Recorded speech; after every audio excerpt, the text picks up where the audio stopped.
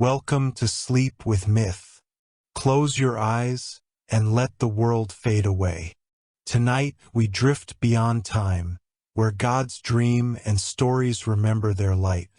Beneath the earth there is a hush older than stars, a soft and patient quiet where matter sleeps. Down in that velvet dark, stone does not yet know it is stone. Clay does not yet choose to be riverbank or vessel. Bronze is only a dream waiting for a fire it has not met. And in that hush, the first heartbeat is not thunder, it is thought. Before the first chisel, before the first word, there is Ptah. He does not shout creation into being. He does not strike sky from ocean with a spear. He sits within stillness, in the chamber of his own heart, and listens. There, inside the silence, ideas gather like birds at dusk. They fold their wings against the ribs of possibility and wait for warmth.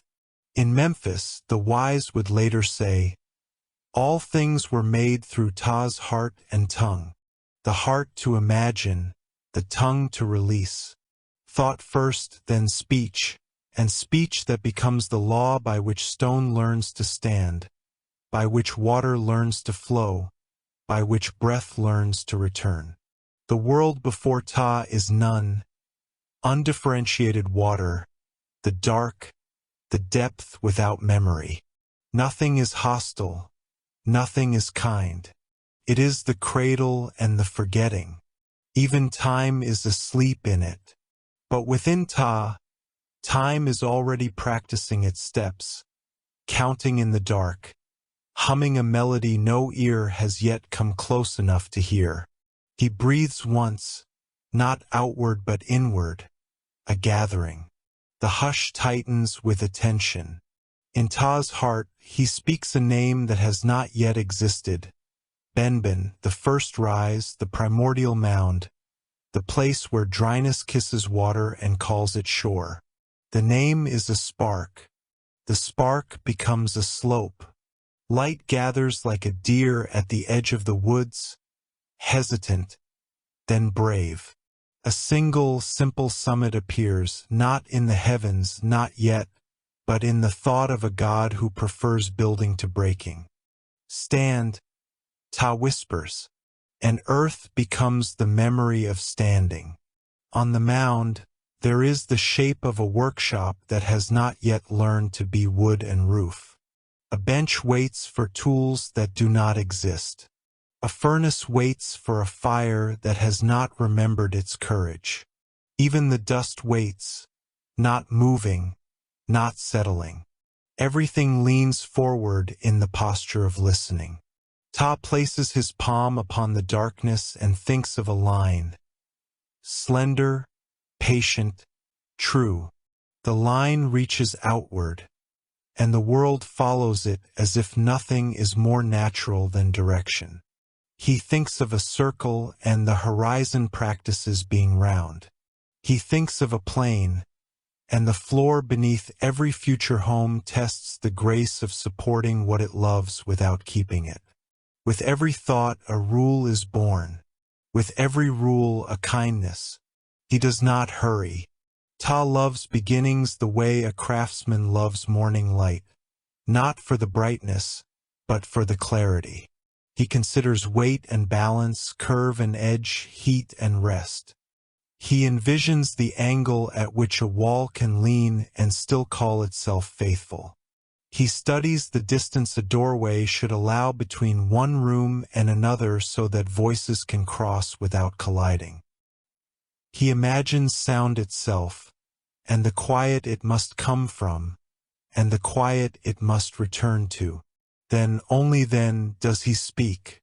The house, he says, wood remembers. Stone lifts its face as if it has been named aloud from 1,000 years away. Clay thickens with purpose. Straw breathes. From the mound upward rises a shelter of pure intention. Beams that will not fail, joints that do not resent their burden. There is a window that invites the sun and a window that invites the moon. There is a shadow made for midday. There is a coolness made for rest. Inside, on a table of cedar that has already forgiven the axe, Ptah sets the first tool. A reed cut on the bias, a simple marker of measure. He draws a line across the table that is so true the future leans on it. The measure, he says, and the world nods. Once measure is born, rhythm arrives to court it. Waves begin to remember their count. Seasons test their pendulum. Dawn learns to approach on soft feet. Dusk to withdraw without slamming the door of light. Ptah touches the line he has drawn and imagines a second, parallel and kind. Between them, a small, humble space appears, the first corridor. A corridor that could carry footsteps or grain or news. A corridor that could carry breath itself like a new and careful fire. Let there be a path, he says, and walking is invented. On the mound, the house is complete in purpose but not yet in story. The air smells of cedar and wet clay. Shadows take their time choosing where to lie down. The threshold waits for feet. The resting mat waits for weight. And so Ptah imagines the one who will enter, not a god but a maker. He speaks a name that is less a word than a permission. Artisan. From the gentle night at the edge of the workshop, a woman steps forward, dust on her hands, calm in her eyes. She does not startle at the god. She bows to the bench. Something in her knows she has seen this room before, perhaps in a dream that visited her bones while she slept beside a low lamp. Ptah watches as she touches the first object in the world that is not a natural shape but an intention made visible. A small vessel waiting to exist. Clay? Ptah says softly, and the ground near the mound answers, cool and pliant. The artisan kneels. She does not hurry. Between her palms, the earth hums, a roundness remembering itself.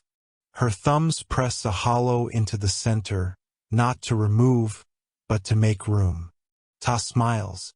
The heart of a vessel is an invitation, not a hole. He speaks again, and the air around his tongue is the faintest ringing of metal long before metal is born. Purpose. The vessel hears. It decides, without pride, to hold water.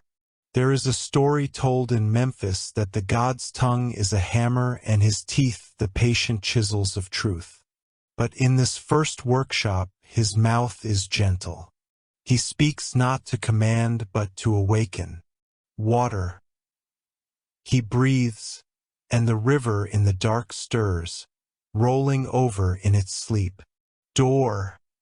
He breathes, and thresholds everywhere begin to consider mercy.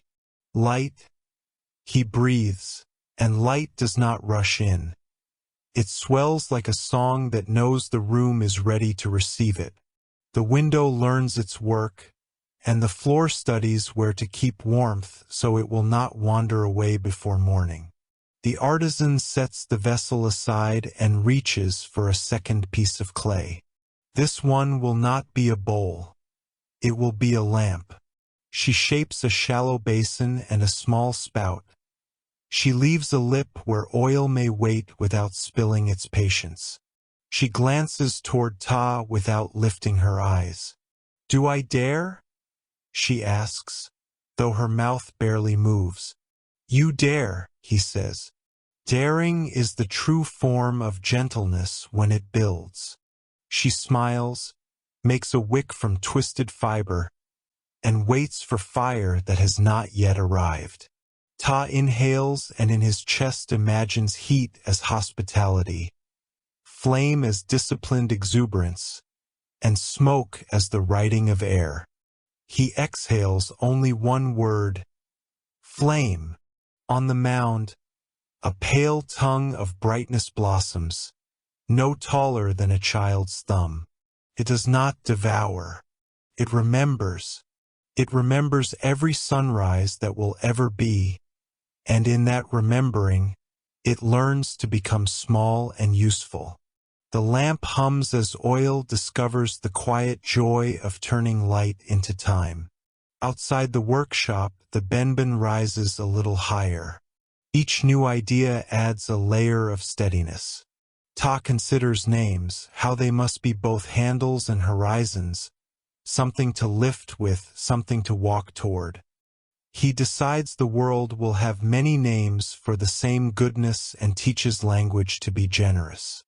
He names the slope of the mound beginning, and its peak blessing, and the narrow edge of the horizon promise.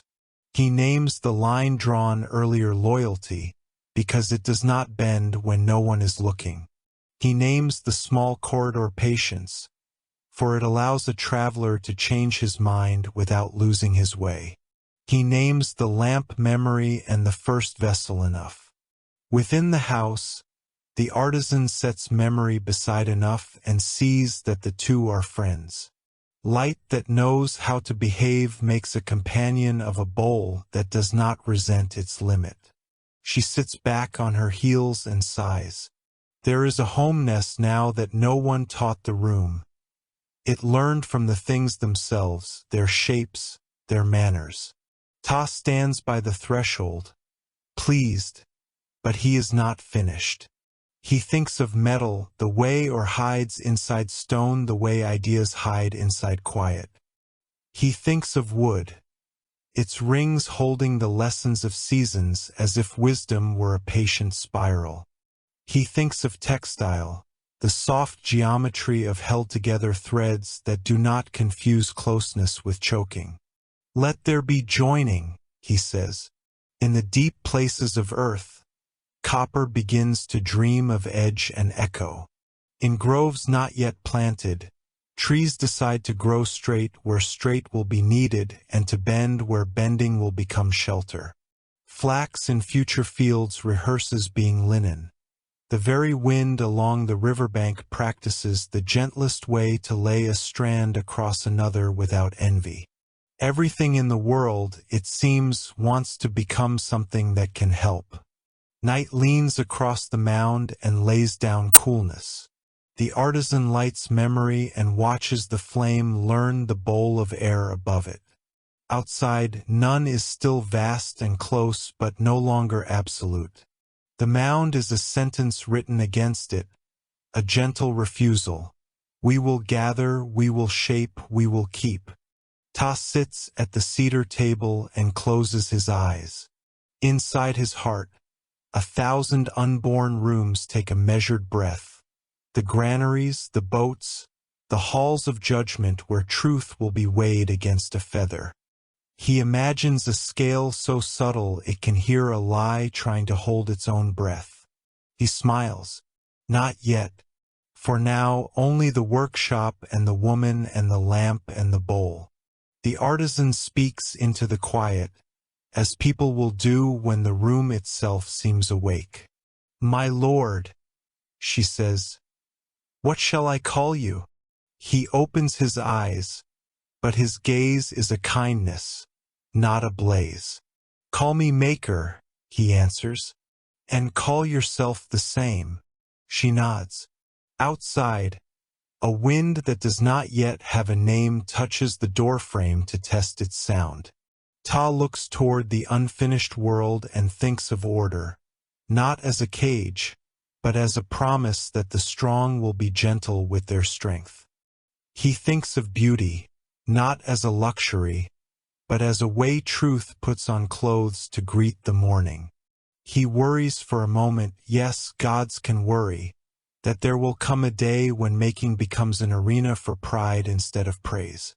He worries that hammers will shout and drown the whisper that began them. He worries that people will forget the difference between shaping and forcing. He lays his hand upon the table and breathes that worry into wood. the way a craftsman will sometimes lean into grain and give it his ache so it will not go into the work. Let craft remember humility, he says almost to himself.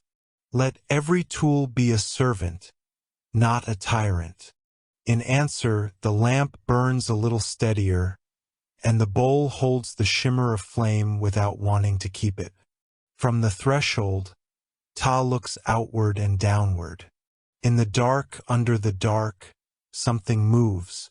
A coil the size of a river, a whisper with teeth. Not an enemy, not yet, but an appetite without direction.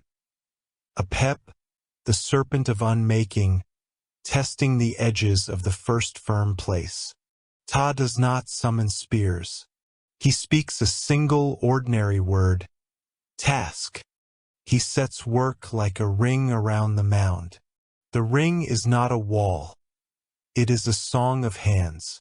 Here, a beam waits to be lifted by two shoulders. There, a trench waits to tell water where not to wander. In another place, seeds wait for fingers that are not afraid of dirt.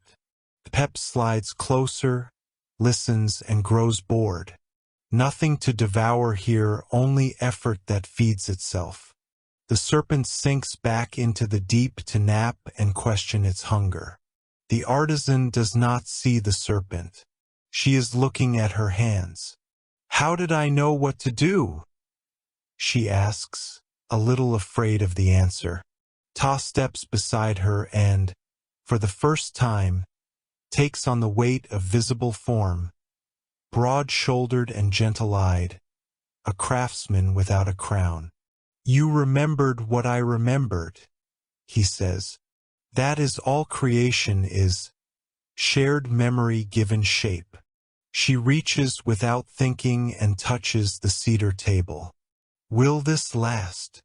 It will last as long as its purpose outlives its pride, he replies. Dawn has not yet arrived, but it is already practicing. The mound glows with the small light of a faithful lamp. The bowl of water inside the vessel reflects a star that is not really there yet, only decided upon. The first sparrow lands upon the roofline and is surprised to find a straight edge under its feet. It sings a one-note song of approval and flies away to tell other air what it has found.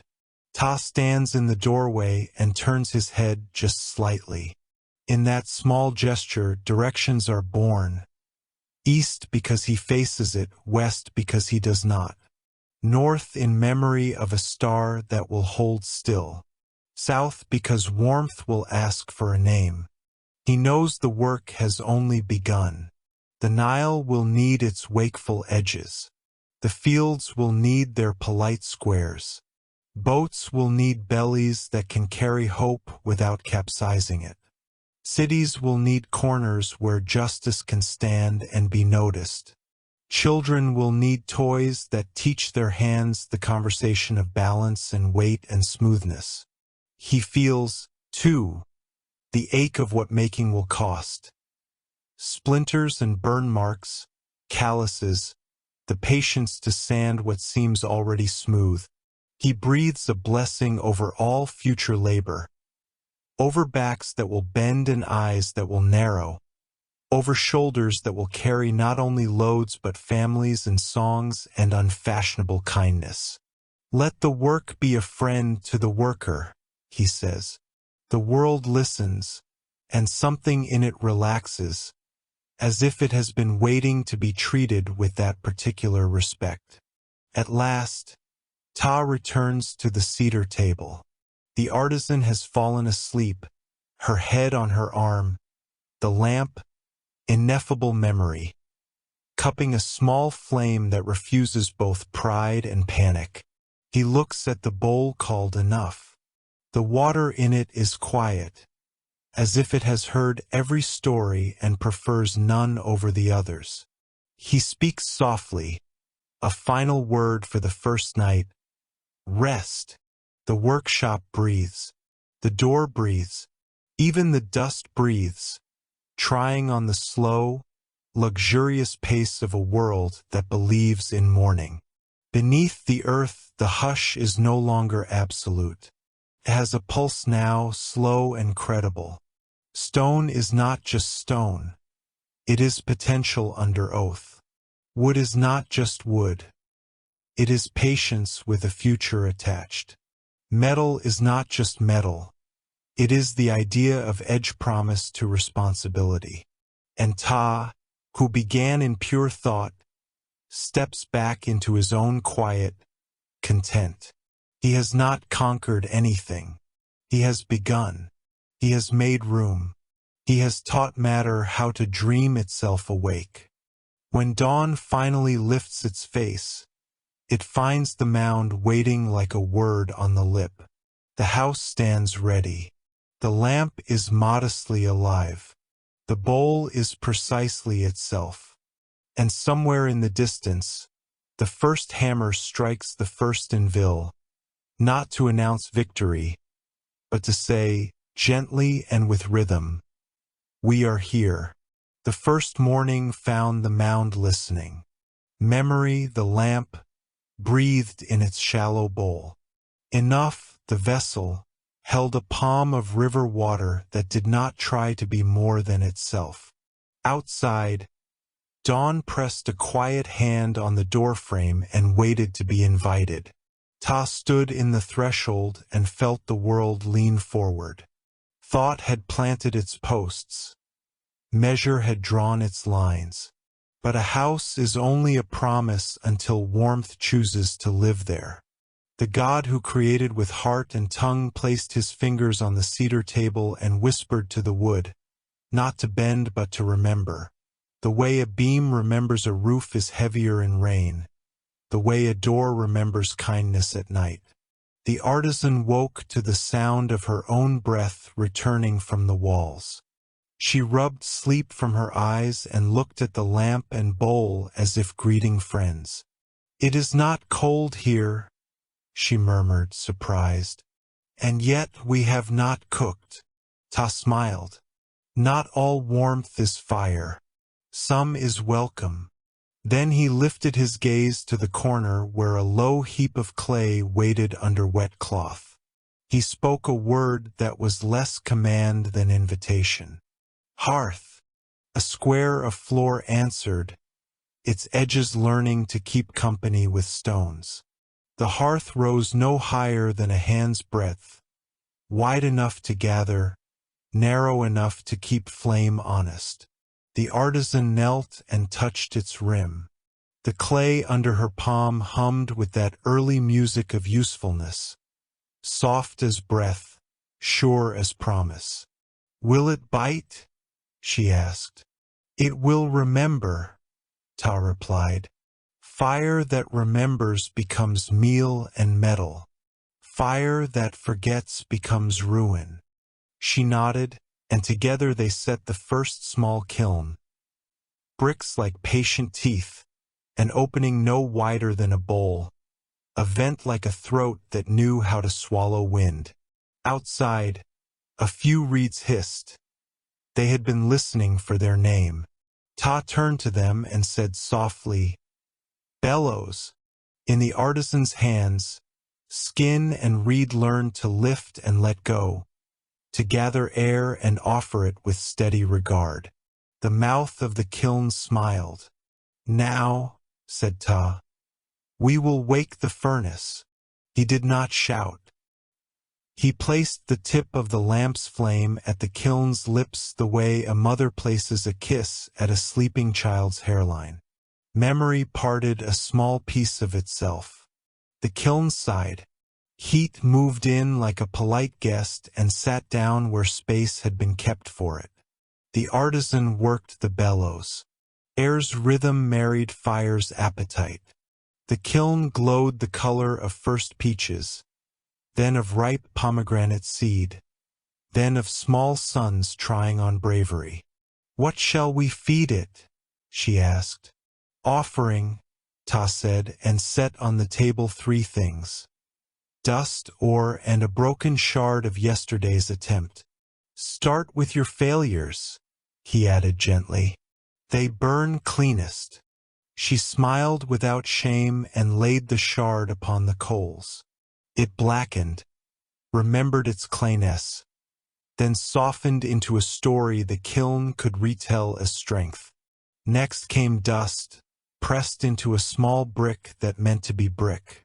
Last, from a velvet pouch, Ptah poured a scatter of green-blue stones that smelled faintly of rain and secrets. Is this?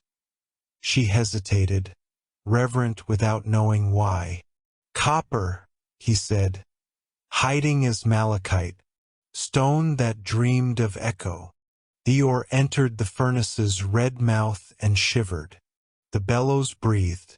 The artisan listened the way one listens to a sleeping child, patient, alert for the one turn of the body that means a new dream has begun. Tell me, Ptah said, what is a tongue?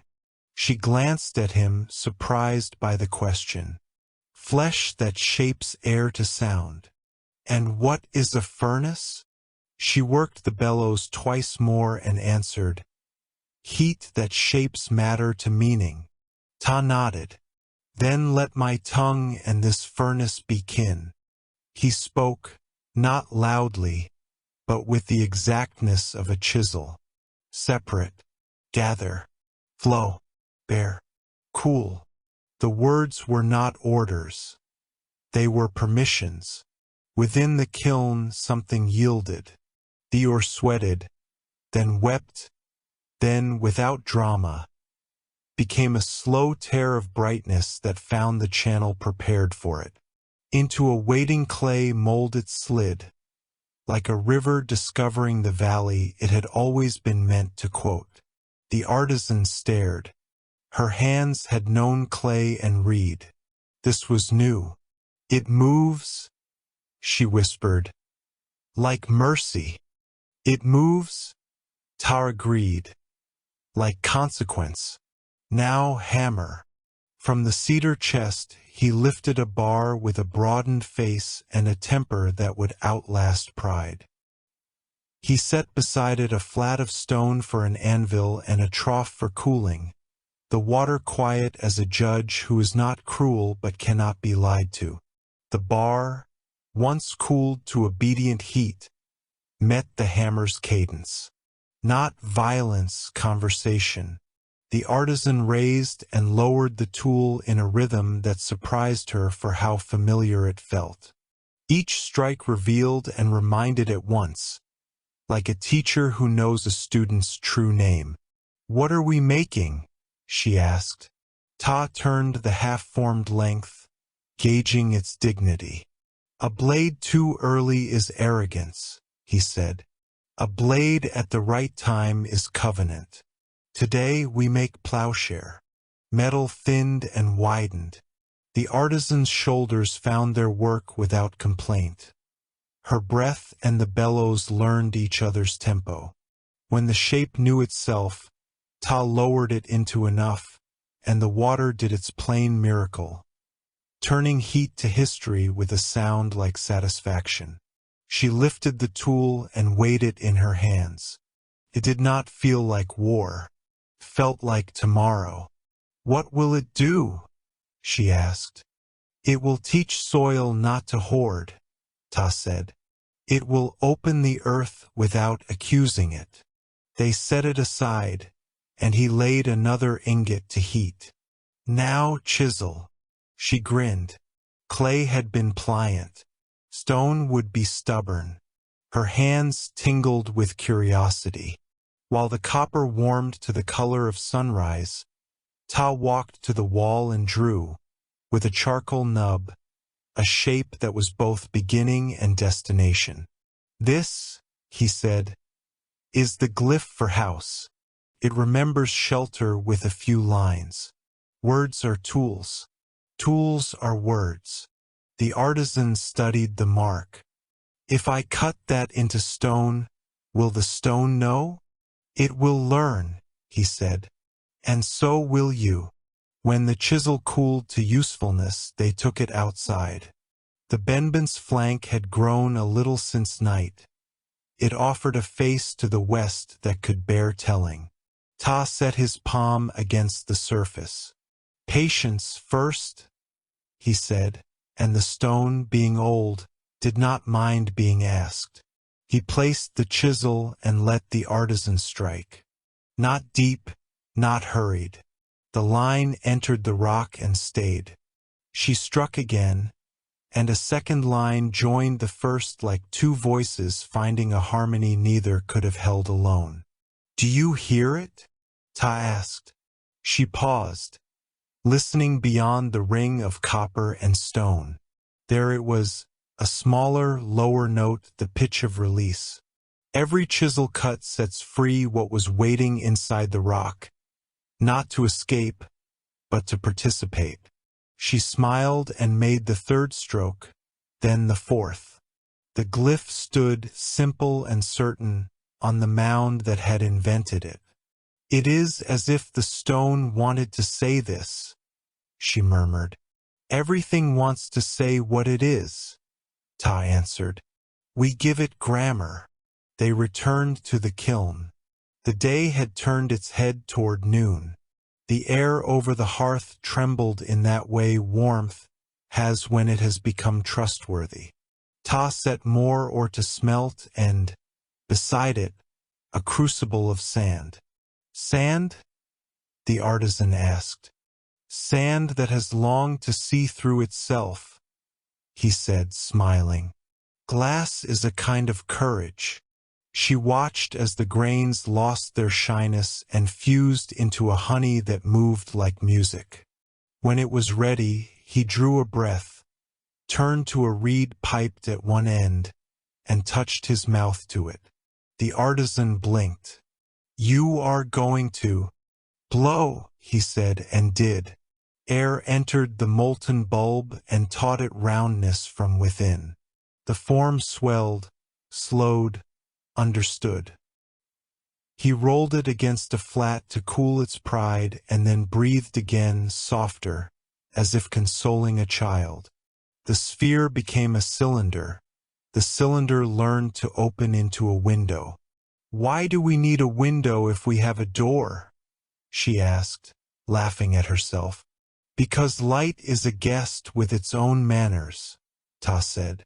"A door is how we choose to enter.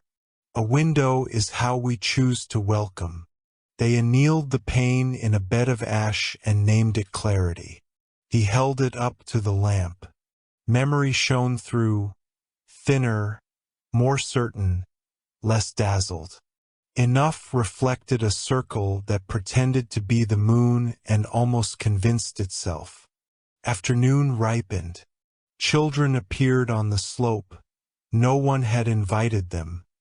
Beginnings attract witnesses. They clustered at the threshold like sparrows. "What is that sound?" one asked, pointing to the kiln. "The sound of stone learning a new voice," the artisan said. "Will it hurt us?" another asked, wary but unwilling to leave. Ptah knelt so that his gaze was an equal. "It will feed you," he said. "It will plow ground for bread and cut stones for shelter and shape a lock so your sleeping isn't disturbed. But," and he made his voice a little stern, like a father who loves mending more than scolding, "if you make metal to frighten the weak, the fire will remember your name and repeat it to the night." They nodded with the solemnity only children can hold without spilling. "Teach us," a small girl added, unexpected and brave. "Teach us how to speak so the world listens." Ptah looked at the bellows, at the furnace, at the new plowshare cooling near the door. He placed a hand on his chest. "Begin here," he said. "Words come from a heart that has measured itself. If your heart hurries, your tongue will cut. If your heart is still, your tongue will build." He taught them a ritual. Inhale with the bellows, exhale with the hammer. Name the thing once, then again softer. Do not strike while you are still guessing. Do not guess while you are still angry. The children imitated. The kiln chuckled. Tefnut arrived as a veil of damp relief. She stood in the doorway and let the hearth warm her palms. "Brother," she said, "you are teaching them to talk to stone." "I am teaching them to talk to consequence," Ptah answered. "Stone is only a good listener." She glanced at the plowshare, at the chisel, at the cooling pane. "They will make cities," she mused. "They will make laws. They will make bread," he said, smiling sideways, and Tefnut laughed because she knew the hierarchy of necessities. Evening leaned toward them with its blue shoulder. The artisan placed a flat of dough on a warm stone near the kiln mouth. The first loaf on earth rose without hurrying. When she broke it, its inner steam smelled like the future forgiving the past. They ate without ceremony. Enough became a cup.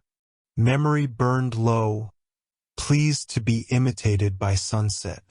The children left with crumbs in their eyelashes and a prayer in their pockets they did not yet know how to unfold. Ptah and the artisan cleaned the tools. He showed her how to smooth the hammer's face with a river stone and how to oil the chisel so it would resist the temptation to fatigue. He taught her to thank the bellows, for breath is work too, and to sweep the hearth as if welcoming a friend in the morning. "Tomorrow," he said, "we will teach copper to marry tin. Bronze knows how to hold an edge and keep a temper. Then boats will trust rivers more, and hinges will learn to whisper." She looked at her hands. They were not the same hands that had awakened. They were more themselves. "And the serpent?" she asked suddenly, shivering at a thought she could not place. "A pep is listening," Ptah said, eyes on the deep that cuddled the world. "When we leave the workshop idle, it will come close. When we fill the day with good tasks, it will grow bored. And when we must sleep," she tucked a loose strand of hair behind her ear. "Then we give the night its assignment," he said. He walked to the threshold and spoke into the dark. "Dream. Dream of straight joints and honest grain. Dream of rain that arrives on time and leaves on time. Dream of scales that grimace at deceit and grin at proportion. Dream of doors that remember which way is in and which way is out." The night, surprisingly teachable, agreed. Before she lay down, the artisan lifted the pane named Clarity and set it in the window's simple frame. Moonlight found the room with a gentler aim. Shadows acquired manners. The glyph on the outer stone took on a dignity that made even moths circle with respect. "Tell me one more thing," she said, already nearly asleep. "Why does the tongue wake the furnace?" Ptah looked at the small, living square of heat, at the bellows, at the tools that had learned to be less proud than their purpose. "Because," he said, "speech is a kind of heat, can scorch or soften, can devour or bake. It can wander like fire into fields and become a rumor, or it can sit inside brick and become a home. The furnace wakes when the tongue chooses usefulness over noise." She smiled into the blanket of the last sentence.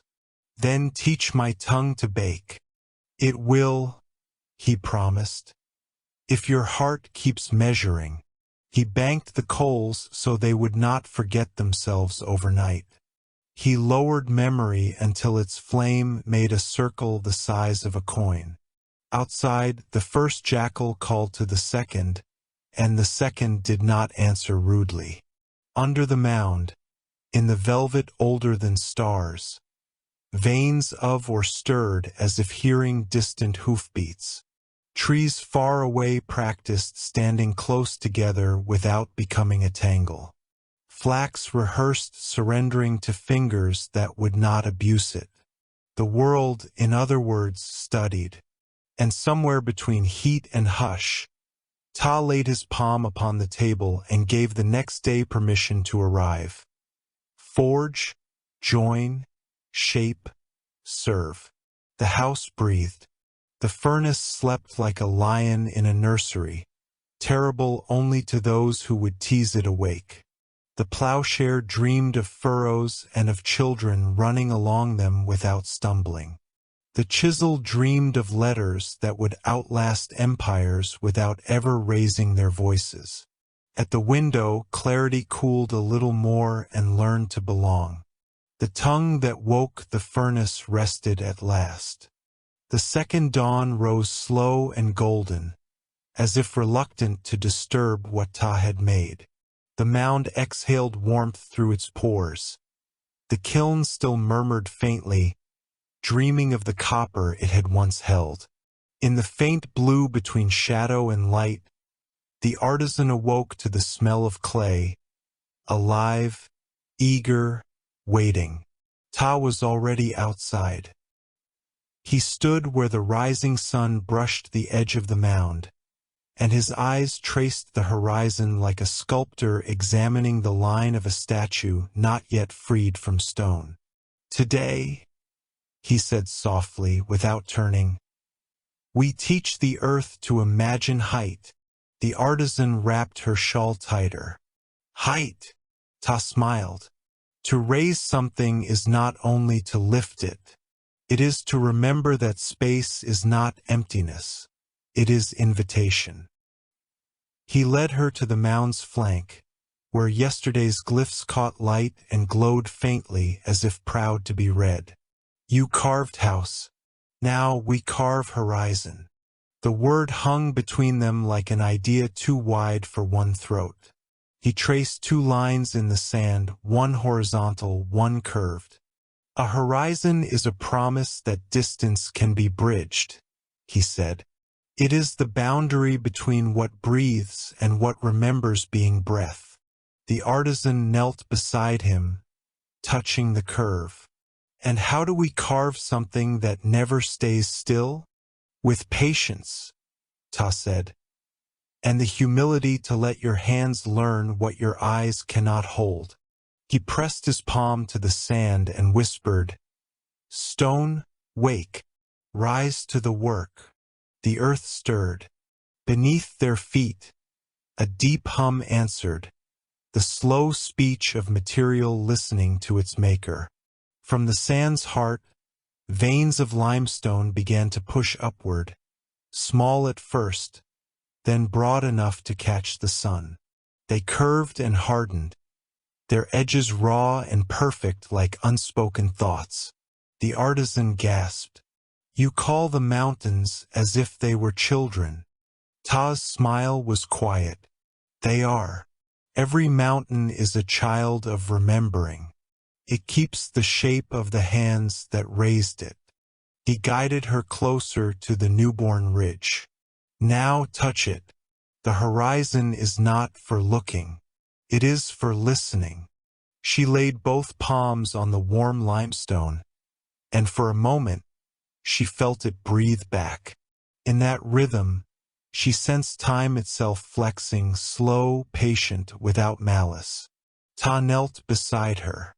"Now," he said, "mark its direction." "With what?" "Your will." She hesitated. "I do not understand." Ptah placed his hand over hers. "Every horizon begins as an act of faith. Close your eyes. Imagine what this world should reach toward." She obeyed. Behind her eyelids, darkness folded and refolded until it formed a thin line of gold. A horizon, alive, infinite. Her fingertips tingled, and the limestone beneath her softened slightly, receiving her thought. When she opened her eyes, the stone bore a faint groove that stretched beyond sight, west to east, like a sigh between gods. Ptah nodded. "That is how a builder learns to speak in measures." He took a handful of river clay and pressed it over the groove, shaping a curve within it. Now the horizon has memory. It will teach rivers to meander, dunes to bow, and clouds to know where to rest. The artisan looked up at the brightening sky. You speak as though the horizon were alive. It is, Ptah said. The line between earth and sky is where creation listens to itself. One hand holds clay, the other holds breath. Between them, the world continues. He walked a little farther, to a clearing where reeds grew thick along a sleeping pool. The sky's reflection must also learn to dream, he murmured. You will build the first altar of reflection. The artisan gathered stone as he had taught her, measured, patient, without greed. She stacked them low and flat until they formed a shallow basin. Ptah gestured for her to fetch enough, the bowl that never lied. Together, they poured water into the basin until its surface became a still mirror. Now, Ptah said, speak a name into it. Whose name? The sky's. She leaned close, her reflection trembling in the light. Not, she whispered, and the air changed temperature. As if her breath had brushed eternity's cheek, the reflection shifted. Blue deepened to indigo. Faint streaks of gold appeared across it. For the briefest instant, a vast body seemed to arch across the mirrored pool. A woman whose skin shimmered like dusk before stars. Ptah bowed his head. Nut has heard you. The sky has found its echo. The artisan trembled. Did I create her? No, Ptah said softly. You remembered her. Creation is memory made merciful. They sat in silence. The reflection steadied again, but something lingered. A quiet awareness that the horizon was no longer an absence but a presence. Hours passed. They carved more symbols into the mound. The mark for sky, the mark for sun, the mark for life. Each stroke hummed. The air filled with the sound of beginnings rehearsing themselves. At noon, the artisan paused. Why must everything begin with sound? Ptah wiped dust from his hands. Because silence is jealous. If you do not speak into it, it will invent meanings for you. He lifted a flat stone and pressed it into the wall of the mound. This, he said, is a tablet. The world will one day forget how it was made. The tablets will remind it. Every builder, every scribe, every dreamer will trace these lines back to this day and remember that creation began not with power, but with care. He handed her a reed pen, dipped in ash and oil. Now write. The horizon was carved by patient hands. Her hand trembled but obeyed. The line shone darkly, drying in the sun. Will it last? She asked. For a while, he said. Everything true learns to fade without dying. That night, they built a fire beside the new altar. The stars gathered as if curious about their likeness. Nut's body stretched once more across the heavens, her laughter a soft chain of constellations. The artisan looked at Ptah. And what of Shu? The air between us and her. Ptah's gaze turned distant. He is the breath that keeps them apart and together. Without him, there is no distance to travel, no word to speak. He is what makes longing possible. Will we see him? When the world is ready to breathe without trembling, Ptah said. The fire crackled. Sparks rose, tracing short-lived hieroglyphs into the night. The artisan felt her own pulse slow to match the rhythm of the glowing coals. She thought of the horizon they carved, the long sigh of stone that joined morning to memory, and she felt, for the first time, useful to existence. Ptah leaned closer to the flames. "Tomorrow," he said, "we will teach stone to hold story. The horizon listens. Soon it will speak back." The artisan smiled faintly. "Will it tell our names?" Ptah gazed at the stars, at Nut's slow sweep across the sky. "If we are humble," he said, "yes, and if not, then it will whisper them anyway, softer than truth, kinder than pride." The mound breathed, the kiln cooled, and in the great distance between silence and creation, the first line of the horizon glowed, half memory, half promise. The third dawn rose upon a quieter world. The horizon, newly born, curved like a sigh held too long, and the sky, Nut's vast body, rested upon it with grace. Between them, the air shimmered, transparent yet full, as though invisible hands were still smoothing the folds of creation. Ptah stood at the mound's edge, his palms open to the wind. The artisan joined him, her eyes reflecting the pale gold of morning. "Something's different," she said softly. "Yes," Ptah replied. "The air has learned to listen." He closed his eyes. The breeze brushed his face like a greeting. It came from every direction, gentle yet curious, carrying the faintest hum. A tone that had no source, yet filled every hollow. "What is that sound?" the artisan asked. "The first song," Ptah said. "The breath between gods." She frowned slightly. "I can hear it, but I cannot understand it." "You will," he assured her. "For today, we teach the sky to sing its meaning." The voice of Shu. They walked to the reflecting pool where Nut's image still glimmered. The surface rippled lightly, stirred by a rhythm not of wind, but of intention. "Shu is here," Ptah whispered. "Do not look for him. Feel him." The artisan did. The air thickened, warm and round, like a chest filled with the promise of speech. Then, as if the invisible exhaled, the reeds bowed all at once. The sound came, not a word, but a chord of balance. Two notes held apart so that harmony could live between them. Ptah smiled. "That is the breath that keeps earth and sky from touching. It is neither one nor the other. It is what allows them to exist." He placed his hand over his heart. "To shape the sky, we must learn that space is love given distance." The artisan nodded slowly. "And how do we sing such a thing?" Ptah gestured toward the kiln, toward the reeds, toward the world itself. "We do not sing it to the sky," he said.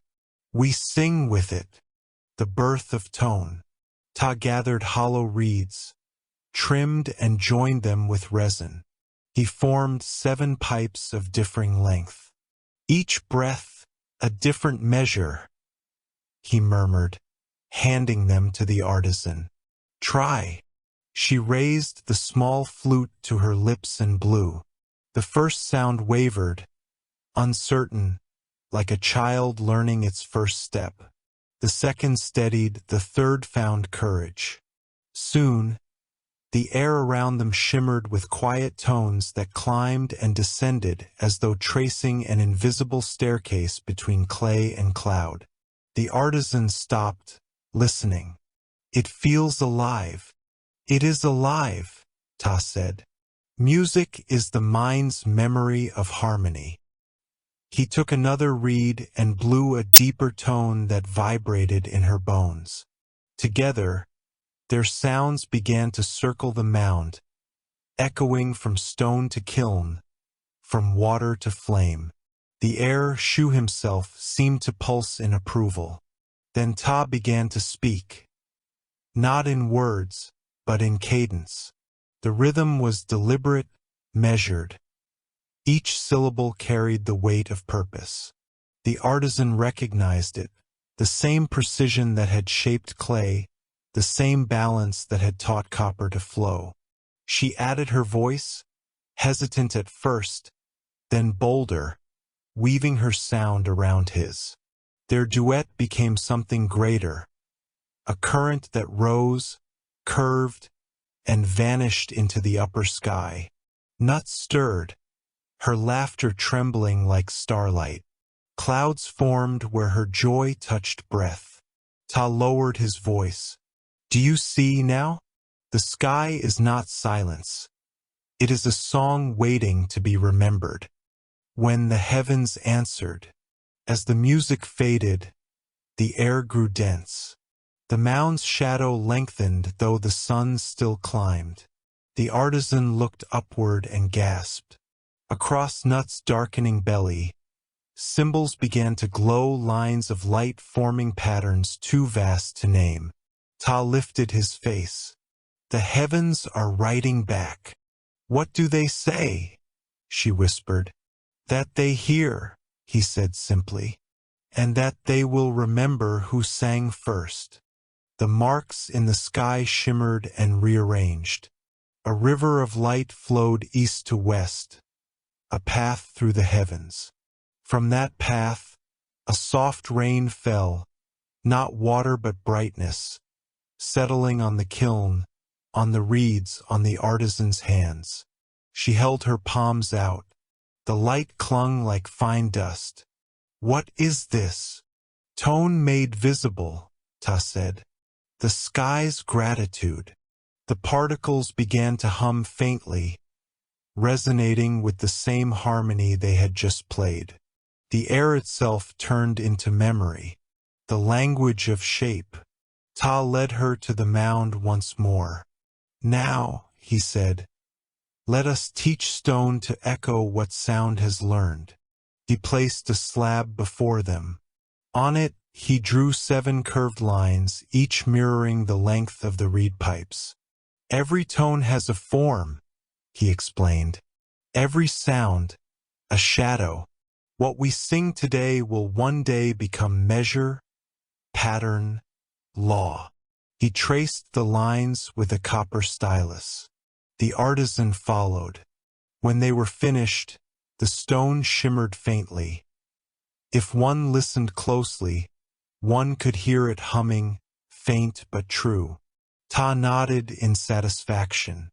Now the world will remember how to breathe. The artisan smiled. We have taught it to speak, to sing, and to listen. What will it do next? It will learn to dream, Ptah said. And in its dream, men will one day build temples, echoes of this mound, thinking they invented it.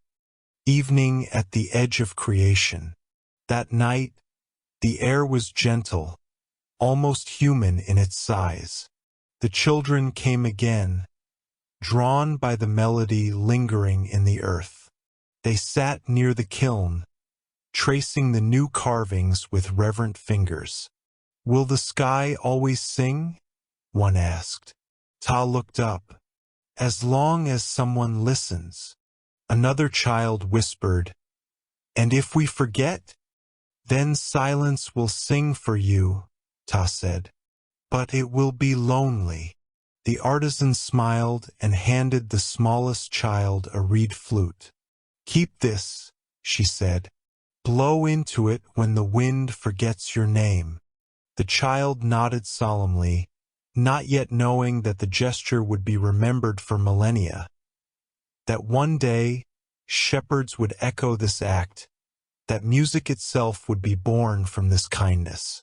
The night deepened. The stars blinked like thoughtful eyes. Ptah stood at the threshold of the workshop, looking at the flame within.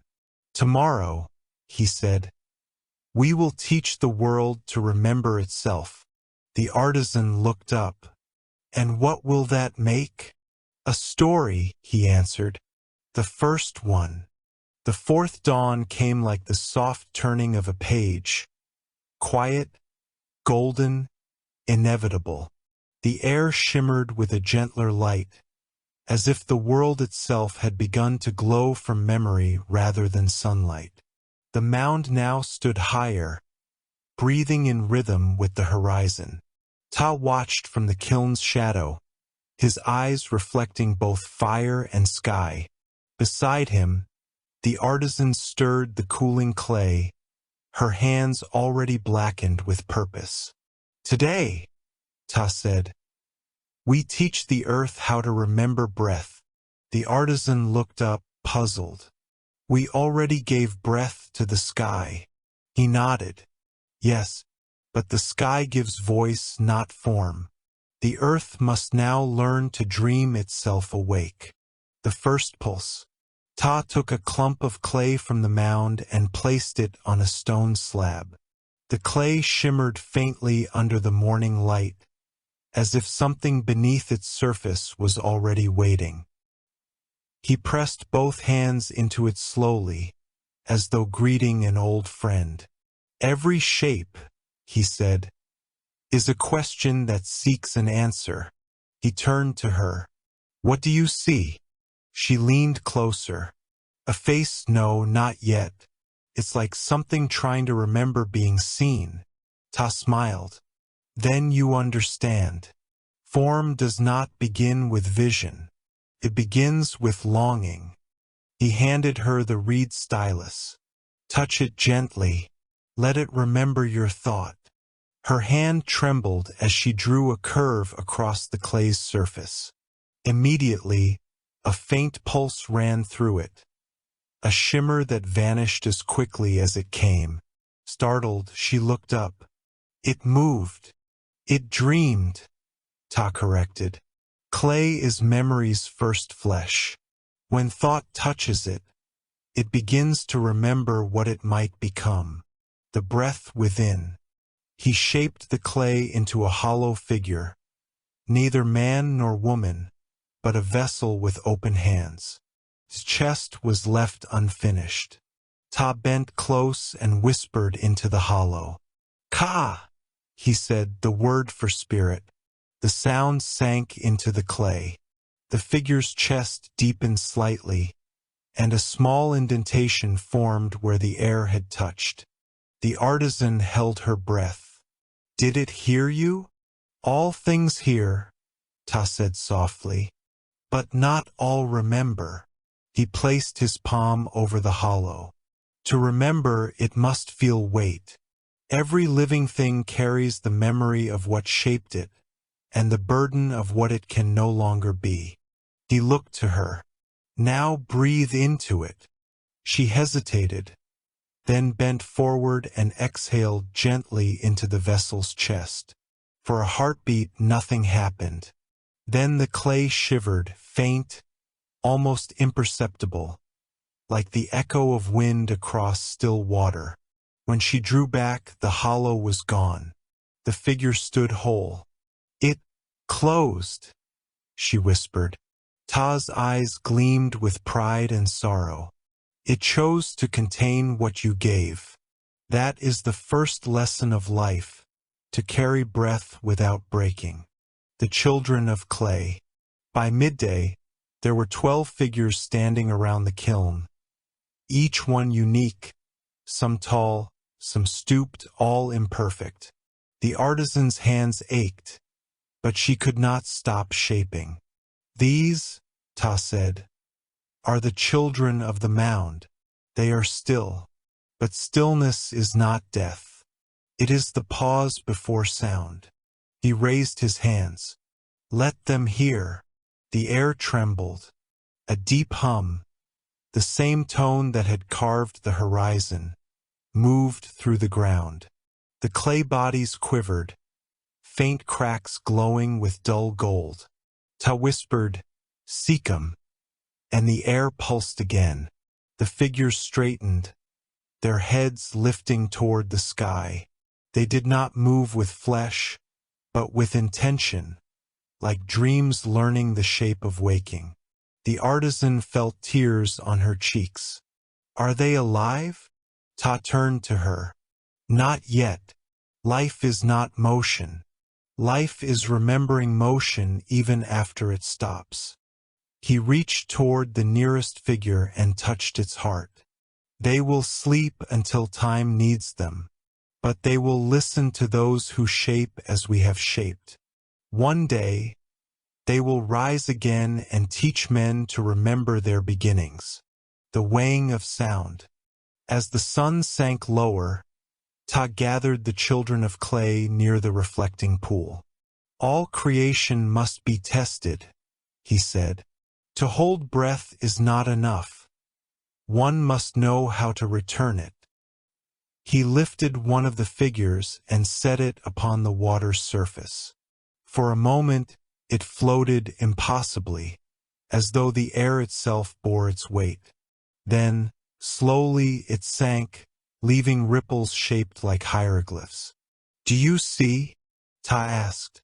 "The water accepted it," the artisan whispered.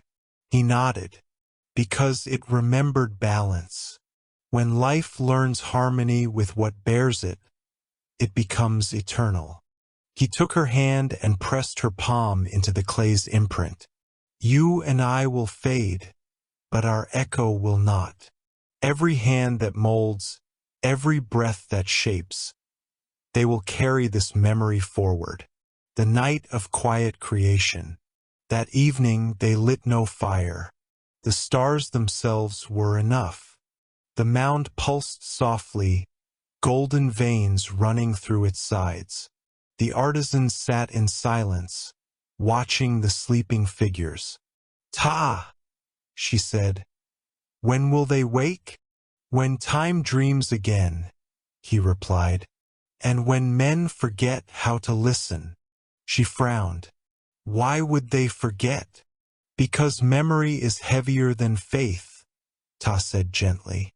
"One day they will trade meaning for motion, and when their creations speak too loudly, silence will call them back." He reached for a handful of clay and pressed it into her palm. "Keep this," he said. "When you hold it, the earth remembers its maker." She looked down at it, soft, luminous, alive. For a moment, she thought she heard it sigh. The first sleep. Before dawn, Ptah stood alone beside the kiln. The horizon was pale and waiting. He looked at his hands, cracked, coated with dried clay, and smiled faintly. "So it begins," he whispered. The mound hummed in response, and a single spark of gold light drifted upward into the sky, fading where Nut watched. The artisan awoke to find him gone, though his footprints glowed faintly in the sand. The kiln was cold, yet she could feel warmth inside her chest. The same warmth the figures must have felt when they first dreamed of breath. She looked to the sky. "Thank you," she whispered. The air stirred gently, answering her not with sound, but with remembrance. And somewhere deep beneath the mound, the clay whispered back, "We are waiting." The sixth dawn rose without light.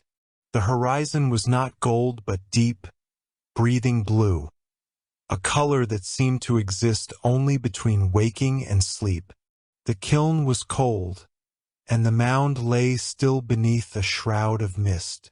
The artisan stood alone.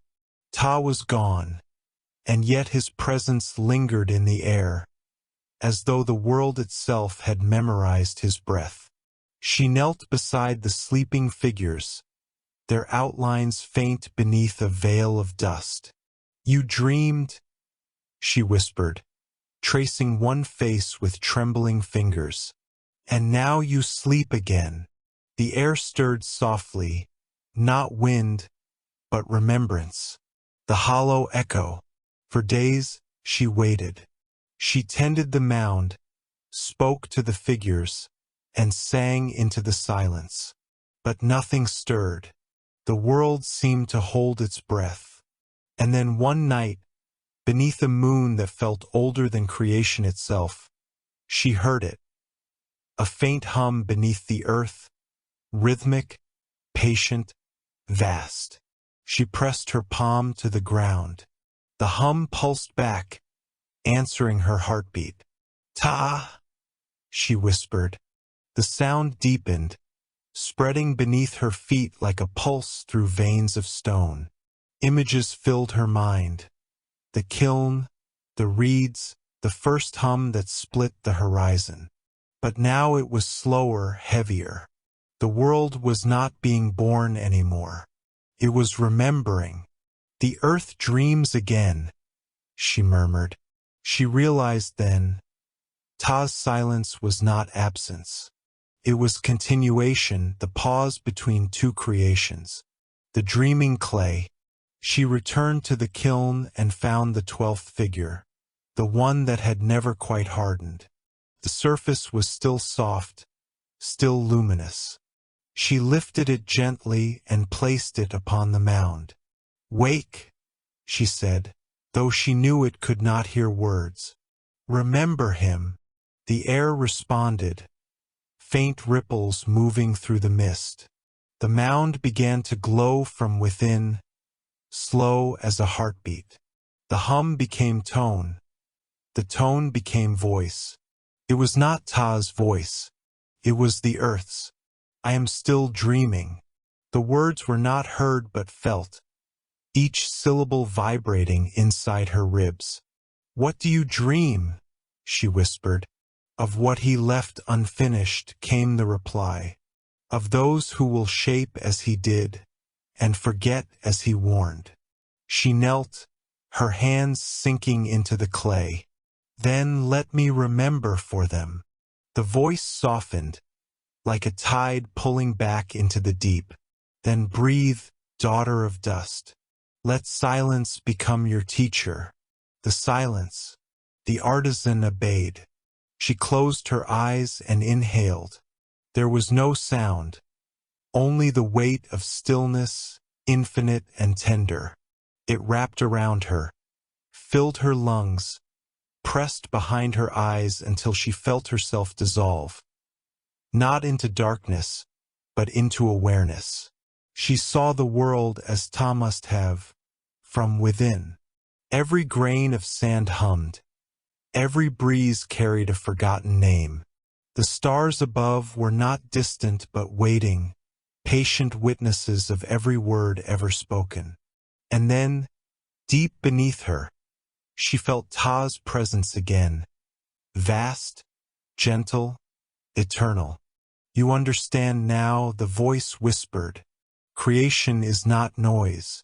It is the silence that remembers." Tears slipped down her cheeks, though she did not feel sorrow. "Then what am I?" "You are the echo that became form, the dream that chose to awaken, the return." When she opened her eyes, the world had changed. The kiln was glowing softly, though no flame burned within. The figures of clay stood bathed in silver light, each one faintly breathing, not in motion, but in pulse. The sky above rippled with faint trails of gold, like the handwriting of the gods across night. She understood then, the dream was never meant to end. It was meant to remember. She placed her hand upon the 12th figure. Its surface was warm now, faintly pulsing beneath her touch. "Sleep well," she whispered. "The world will need you again." And as she stepped away, she heard, just once, a single fragile exhale from within the clay. The figure had sighed. The whisper that remains.